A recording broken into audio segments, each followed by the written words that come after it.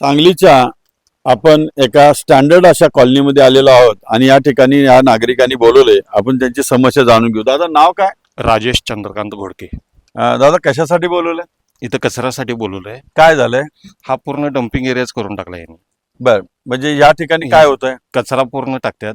रात्री लघवीला त्यांनी माणसं भरपूर उभारतात इथं. बर, हा एक त्रास आहे आणि लहान मुलांना खेळायचं आजारपण, घुशी, उंदर बर. हा म्हणजे हा एरिया संपूर्ण कचऱ्याचा. कचऱ्यासाठी केल्यात त्यांनी. बर. दिवसभर चालूच असते त्यांचं. बर, ठीक आहे.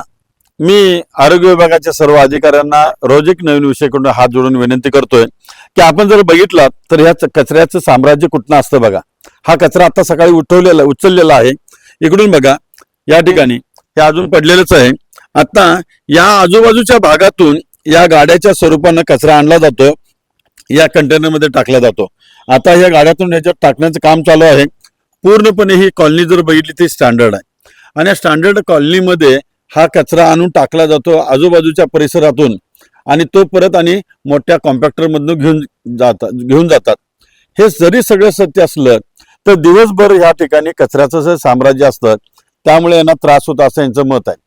मी तर म्हणतो की हे जी काही ही कॉलनी आहे ही स्टँडर्ड कॉलनी आहे आणि या स्टँडर्ड कॉलनीमध्ये आजूबाजूच्या भागातला कचरा आणू नये आणि टाकू नये असं या नागरिकांचं मत आहे. त्याचबरोबर आपण याची प्रिकॉशन घ्यावी अशी माझी एक विनंती आहेच. पण दुसरी गोष्ट मी संपूर्ण पब्लिकला या व्हिडिओच्या माध्यमातून सांगू इच्छितो की कचरा जो आहे तो कचरा काय महानगरपालिकेचे अधिकारी कर्मचारी आणून टाकत नाहीत. कचरा टाकणारे आपण जनताच आहोत.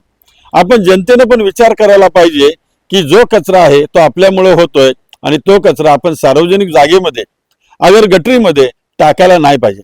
मी माझ्या सचिनभाऊ कदम वेलफेअर फाउंडेशनच्या माध्यमातून मी जनजागृती करायला सुरुवात केलेली आहे की आपला कचरा हा गटरीत अगर सार्वजनिक जागेत न टाकता घंटागाडीमध्ये टाकावा, म्हणजे अशी समस्या निर्माण होणार नाही. तर मी तुम्हाला विचारतो, सगळेजण मला उत्तर द्या की तुम्ही आजपासून कचरा हा कंटेनरमध्येच टाकणार, तुम्ही गटरीत टाकणार नाही, अगर सार्वजनिक टाकणार नाही अशी शपथ घेता का? घेता? तुम्ही आजपासून हा कचरा कंटेनरमध्येच टाका, म्हणजे घंटागाडीमध्येच टाका, पण गटरीमध्ये अगर सार्वजनिक जागेत तुम्ही टाकू नका. सुरुवात आपल्यापासून करू, आपल्यापासून सुरुवात करू आणि बघता बघता महाराष्ट्र राज्य सुरुवात करेल. तर ही पण मी तुम्हाला विनंती करतो आणि मी आरोग्य विभागाला विनंती पुनश्च एकदा करतो की या ठिकाणचं कचऱ्याचं साम्राज्य कमी करा. एवढीच विनंती आहे. धन्यवाद.